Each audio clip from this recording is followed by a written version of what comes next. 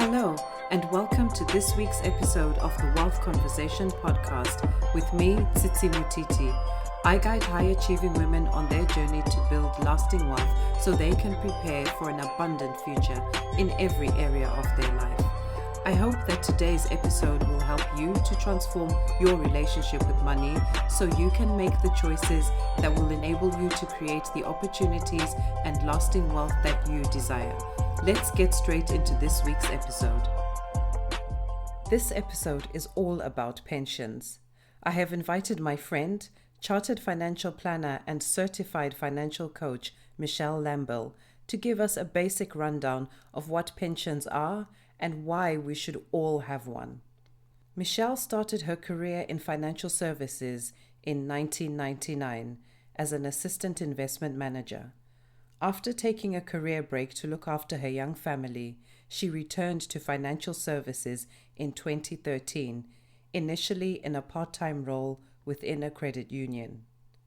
In late 2017, Michelle achieved the status of Chartered Financial Planner and Fellow of the Personal Finance Society.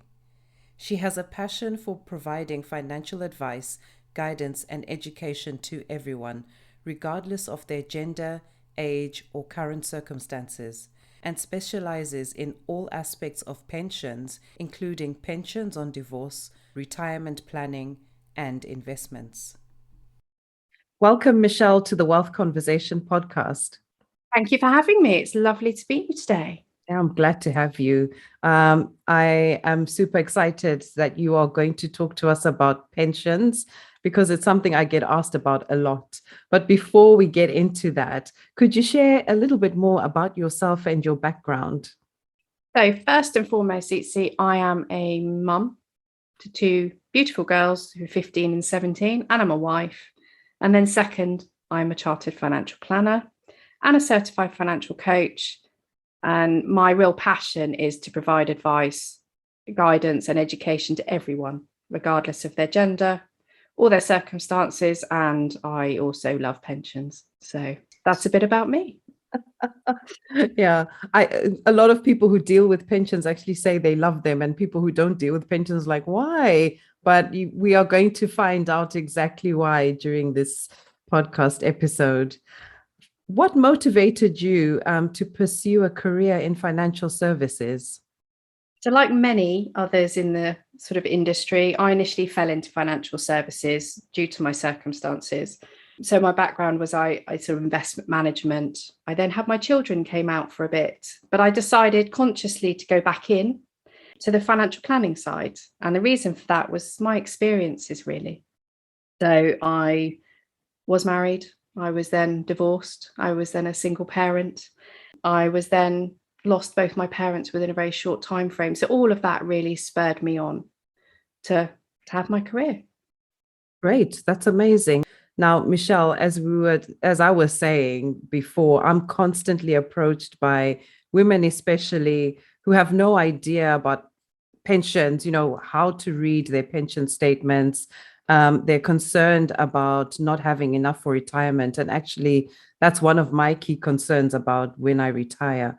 But the first thing I say to people who approach me is, I'm not qualified to advise you on pensions. You have to speak to a financial planner or a pensions advisor.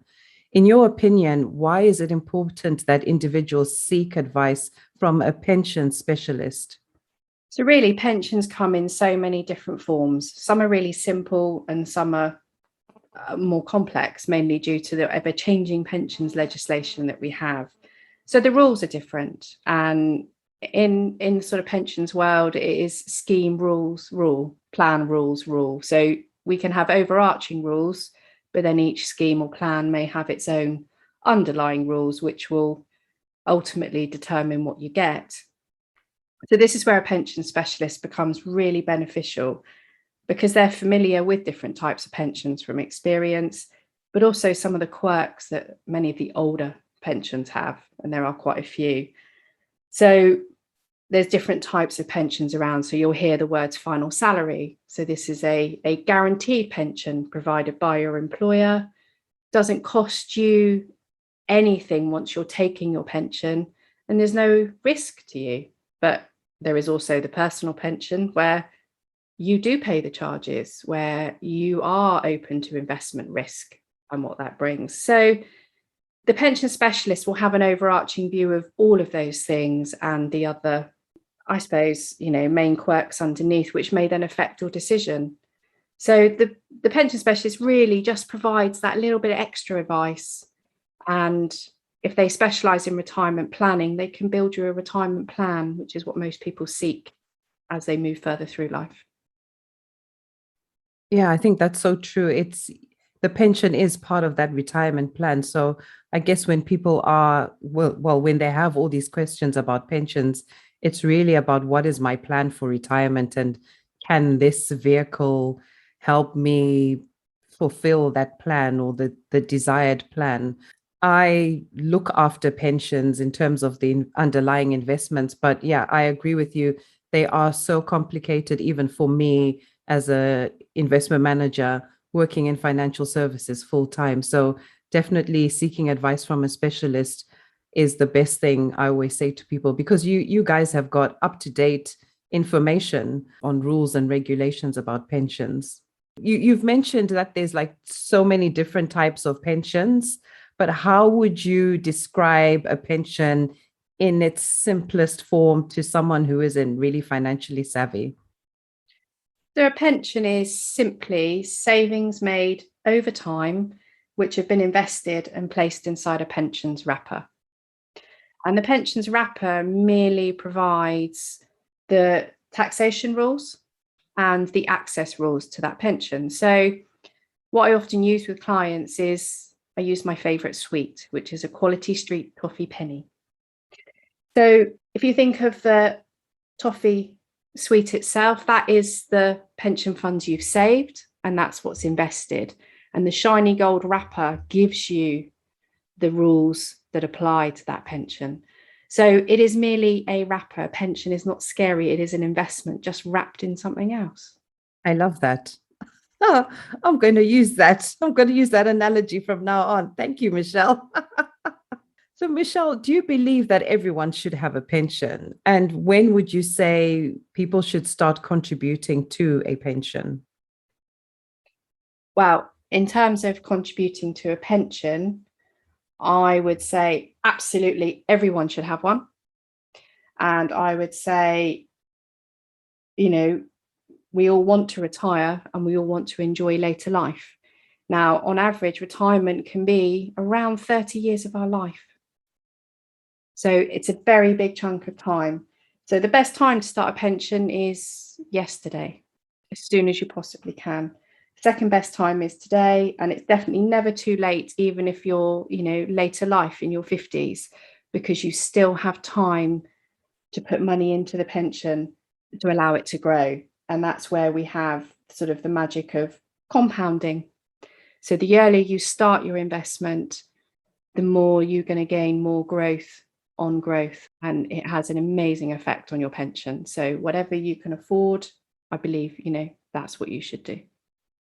Yeah, thank you for that. Yeah, I was going to ask, when should people start, but also, is it ever too late to start contributing? Because that's another question that I find people are concerned about, that maybe they didn't really understand what a pension was or how important it would be to them, because it just seemed so far away, and most people have their pensions through their employer, but they don't really understand how those work.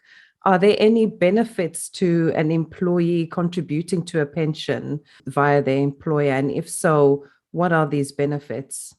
So when you're asked to start contributing to a company pension, it's easy to be put off because you're going to take a reduction in your money. However, what you're doing is you're giving up some of your income you earn today that you may not need to provide an income later in life. So if your employer offers you a pension, they'll also contribute on your behalf. So a big benefit is that's free money that's going to boost your pension value. And in addition, the charges are often much lower with these type of pensions. So you've got, again, a further boost to your pension fund that will help.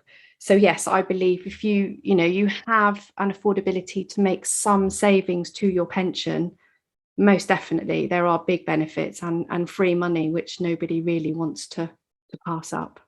Oh, yeah, definitely. I don't. Yeah. So does it really? So if your employer is contributing to your pension, and you decide to contribute, is there a sort of minimum contribution you have to make? So 'Cause I under the think, current rules, your employer would pay 5% of your salary, and you would pay 3%, which would give you a minimum contribution of 8%. So that's quite good. It's starting to build up your fund, but you can choose to pay more if you want to. However, even just starting with that minimum is going to give you a really good start to your pension, and you just increase that as and when you can. I learned how that equation worked very, very early on, and just started with the minimum I could. And obviously, as your career progresses and hopefully your basic income increases, everything just increases with it, doesn't it? And can people put in sort of a lump sum here and there if they've got extra money coming in? Often schemes will allow that, yes. So you can put in, again, it's down to the schemes or the plans, individual rules, but in most accounts, yes, you can do. Okay, so we've talked about the basics for people who are employed. What about the self-employed? What are the benefits for them for contributing to a pension? So if you are self-employed, you won't have that automatic boost to your pension funds from an employer, as it would be, because you're now working for yourself. But there are still benefits. You're still building that retirement for income. And particularly if you own your own limited company, there is the additional benefit that if you make the contribution from the employer, so your limited company on your behalf, that's an allowable expense. So that reduces your profits upon which corporation tax is charged. So you are reducing your corporation tax, but also boosting your pension fund. So that has sort of different merits for different people. And some people want to be able to extract their profits from their business in a more tax efficient way. And that is certainly one that many of my clients use. Oh, that's really useful information because, yeah, I know a lot of women who are, looking at becoming self-employed. And sometimes one of the things they worry about is losing that pension facility, but actually their company, their business can actually contribute and they benefit. It's actually a tax efficient way of potentially taking money out of the business, isn't it? And you're saving for later on down the line when you retire. Exactly. And you can only contribute to a maximum of £40,000 with the tax relief, because that's our annual allowance that we have. On the sort of flip side, if you were doing it as a personal contribution, you can only contribute up to your salary, not including dividends. So having an employer contribution will allow you to contribute more in a year than if you just used your salary. Oh, that's very interesting. Thank you for mentioning that. So a lot of young people believe that, they're not earning enough to contribute to a pension. So the initial thought is to opt out of the employer pension scheme. What would you say to a young person who is undecided about opting into his or her workplace pension scheme? So opting out isn't usually the most sensible decision, but as you say, younger people see retirement as that thing that's far, far out in the distance. However, it is worth sort of, reiterating that free money from your employer. So yes, you may only make the 3%, but they will put in 5%. So it is free money that you're receiving. So making the minimum contribution, you receive tax relief to your pension too. So as you pay money in, you have tax relief added. Now that can be in different ways depending on how your pension scheme is set up, but ultimately you will receive tax relief. So you have further free money added on top of the employer pension. So tax relief is generally at 20%, so the same rate as your income tax. But if you are obviously higher earner, you can claim more.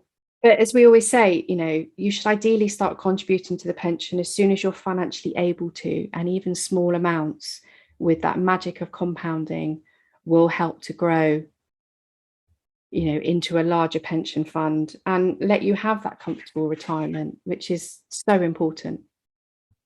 Yeah, I agree 100%. Michelle, is there a point when it's too late to start contributing to a pension? Definitely not. Okay. Many people don't realise that you can contribute to a pension even if you've given up work or you've taken some of your pension savings already. So as long as you're a UK resident, you're under 75 and you can still save into your pension, you can get your tax relief. So this is an added boost to your pension that you can use and further building your fund to take at a later date. So definitely no, there is no too late. That is really useful information. I didn't realize some of that even if when you've retired, you can still put money in, I guess, as long as it's affordable for you to do that, right? As long as it's affordable and as long as it's within sort of earnings, if you're working part-time, so you may have accessed some of your pension. So it is within your earnings or to sort of the lower limit of about, I think it's 3,600. But again, it's still a further boost to your pension. It still helps accumulate some money while you may have some disposable income. Yeah. And this is why people should speak to pension specialists, because they might actually be missing out on things, because a lot of us just assume that, you get you save in your pension and then you get your pension income on a monthly basis when you retire. But actually, there are all these other options from retirement age until 75 where you can still maximize the pension.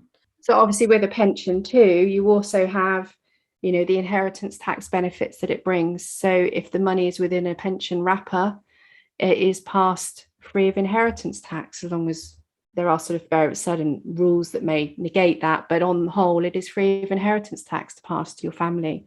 So if you are still building pension funds in later life, that is a way of passing your funds tax efficiently. So you get free money, you get a bit of boost in terms of tax relief, and then you can pass it on to the next generation with no tax to pay as well. I mean, yes. Why wouldn't you? Well, Michelle, I know that's just the tip of the iceberg when it comes to pensions, but I felt it was important that we start right with the basics, and I will definitely be calling you back so we can sort of dig a bit deeper into some of the other points about pensions. So thank you so much for sharing what you know on pensions. Now, as you know, I believe that to create true wealth, we must all be clear on what wealth means to us in each area of our life. So in a few words, please could you share with us what wealth means to you in terms of your physical, mental, spiritual, social, and financial well-being? Absolutely. So first of all, physical well-being, I think it's really important that we look after ourselves to the best of our ability so we can do the things now and in the future. And it's not always been the case, but it is something that I am trying to do as I go forward. With mental well-being, I need time to switch off. I need that space. So, to me, being wealthy in that area is giving myself that time to escape. Spiritual well-being, this was something I have really explored up until quite recently. I've been sort of having a go at meditation and bits and pieces, and it's actually good. It is good for me. So I can definitely see that becoming more wealthy in that area is a good thing for me. Social well-being, that's my family and friends. It's so important that I spend time with them and not just think about pensions. And financial well-being, for me, being wealthy in that area is being comfortable enough and protected enough to make choices in my life that are in line with my values and doing the things I'd like to do. I absolutely love that. Amazing. Thank you so much for sharing those with us. How can anyone listening to this episode get in touch with you if they would like more pensions advice? So I'm based in Dorset and our office is in a small market town called Wimborne, but you can get in touch with me and read more about my background on our company website. So I work with the Minster Partnership, and you can get in touch with me directly on Instagram or Facebook under Michelle Lambell Money.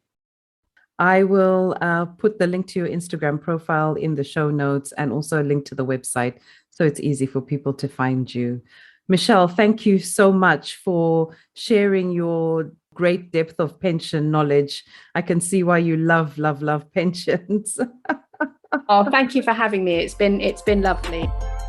Thank you for listening to this week's episode.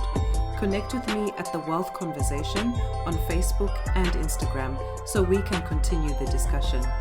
Also, if you're ready to define what wealth truly means to you, then go to thewealthconversation.com and download the Wealth Cornerstones guide. Until next week, stay focused on becoming the designer of your financial future.